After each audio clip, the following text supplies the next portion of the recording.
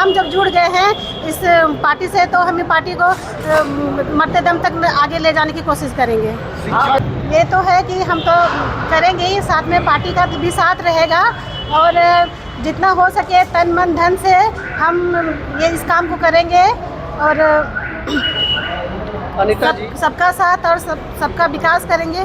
अनीता जी, इस पार्टी में देखा जाता है कि जिनका कोई नाम भी ना हो, कोई फेम भी ना हो, उसके बाद इस पार्टी में नाम फेम बनाने के बाद बड़े बड़े नेत्रियाँ रिजाइन कर देती है या निकल जाती है, उसको आप क्या कहेंगे? देखिए, अगला क्या करता है उसको तो पता नहीं, पर हम दिल से अपने मन से आए हैं इस पार्टी में और जब तक जिंदा रहेंगे तब तक, चाहे पार्टी आगे बढ़े ना बढ़े, फिर भी हम इसका नाम लेते रहेंगे, इसमें शामिल रहेंगे और नाम रहने की तो बात ही नहीं है। लेकर क्या बोलेंगे?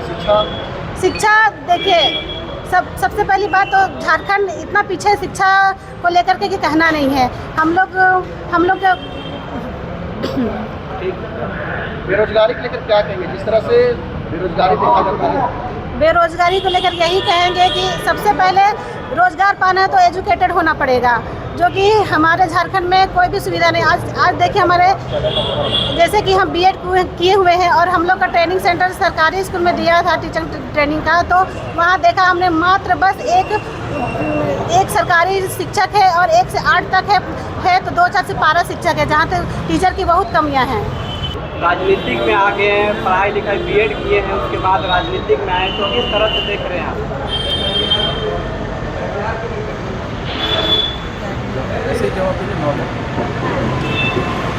जैसे कि आप देख ही रहे हैं, बीएड करने के बाद भी हम बेरोज़गार हैं, तो यही सोच के आए कि चलो, जैसे जयराम जी अपने अधिकारों और ये बात करते हैं कि झारखंड की जनता बेरोज़गार है, तो हमें युवा को ही चलना पड़ेगा आगे और इनको देखना पड़ेगा, तो इसी सोच के साथ आए हैं। अनीता जी, आप चुनाव को देखते हुए आए हैं कि क्या डेपुटेशन से पहले आपका संबंध रहा? हाँ, पहले रहा है। कब से आप जेबीकेएसएस में जेल कर रहे हैं?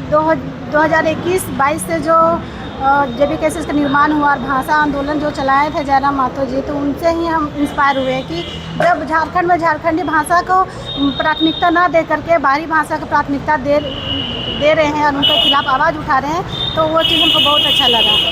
शहर की कौन सी कमी आपको अभी ज़्यादा दिख रही है जो आप आने के बाद उसको जल्दी करें? शहर में देखिए, आप तो देख ही रहे कितना डस्टी एरिया है, शहर तो बन गया है पर शहर जैसा कोई सुविधाएं नहीं है। पांडव दा, क्या कहिएगा? आपका पार्टी नगर की ओर प्रवेश कर रहा।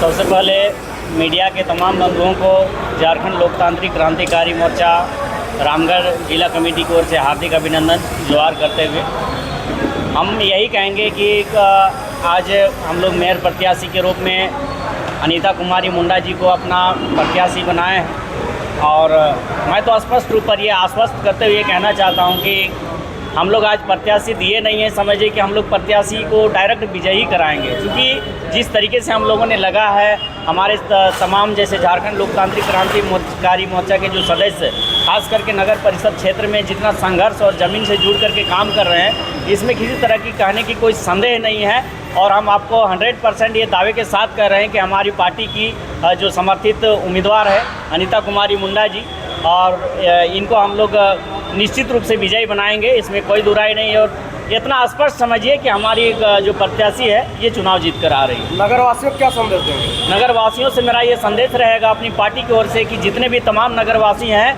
आज तक जो नगर में समस्याएं झेलते आ रहे हैं, उन सारी समस्याओं से मुक्ति पाने के लिए हमारे समर्थित उम्मीदवार अनीता कुमारी मुंडा जी को वोट दें, भारी मतों से विजय बनाएं और अपना नगर का विकास में अपना सहयोग दें। एक कारण बताइए पांडव जी कि आपको कैसे नगर के लोग विश्वास करेंगे, क्योंकि नगर में आप प्रवेश पहली बार करें? देखिए, सबसे बड़ी चीज़ है, नगर के लोग विश्वास नहीं करेंगे, इसका कोई दो राय नहीं है, क्योंकि तमाम जितने भी आज तक जैसे मेयर, अध्यक्ष या उपाध्यक्ष जो भी रहे हैं, किन्हीं ने आज तक नगर का विकास नहीं कर पाया है और उसे तमाम नगर परिषद के जितने भी लोग यहाँ पर निवास करते हैं, तमाम लोग ठगे ठगे से महसूस कर रहे हैं। इसलिए स्पष्ट रूप से मैं आपको कहना चाहता हूँ कि नगर परिषद की तमाम जनता जो है झारखंड लोकतांत्रिक क्रांतिकारी मोर्चा की समर्थित उम्मीदवार के पक्ष में है और हम आपको विश्वास दिलाते हैं और तमाम इस राज्य की जनता को भी आप लोग के माध्यम से विश्वास दिलाते हैं कि हमारी प्रत्याशी भारी मतों से जीतकर आ रही है। आपको भी पता होना चाहिए कि जब तक बेस्ट से बेस्ट का तलाश में हम लोग थे, लगभग आधा दर्जन से अधिक संख्या में लोगों ने टेलीफोनिक माध्यम से सूचना दिया कि प्रत्याशी हमको बनाइए, लेकिन हम लोग जब सबको छानबीन किए तो उसमें सबसे बेस्ट और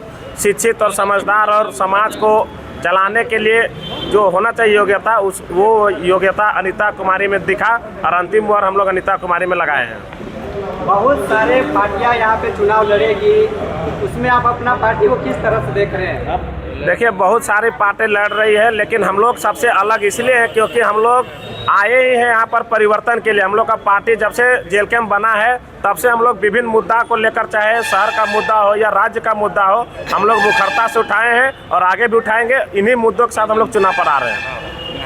इसमें आप लोग को किस तरह से देख रहे हैं, क्योंकि बहुत सारे लोगों का कहना है कि आप लोग का जो है कि नगर परिषद में जो पकड़ है वो थोड़ा सा कम है, ग्रामीण क्षेत्रों में ज़्यादा है। ये बिल्कुल गलत बात होगा, ये पूरा आधारहीन बात है। हम लोग का नगर परिषद में पूरा पकड़ बोलिएगा, छावनी परिषद में थोड़ा हम लोग का पकड़ कमजोर है। बाकी जो आप नगर परिषद का 3200 वार्ड उठा देख लीजिएगा, वो पूरा ग्रामीण है। ग्रामीण एरिया को मतलब कि यहाँ पर शहर के रूप में विकसित करने के लिए प्लान किया गया। आप उठा के देख लीजिए, पतरातू प्रखंड से आप चैनगड्ढा से लेकर इधर रामगढ़ के ढूठुआ के सामने चाहा और इधर मांडू का आपका एरिया जो है मनुआ फुल सराय, सब शहर के किनारे किनारे ये ग्रामीण एरिया को लेकर चिन्हित किया गया है। क्या अलग आप लोग करने वाले हैं?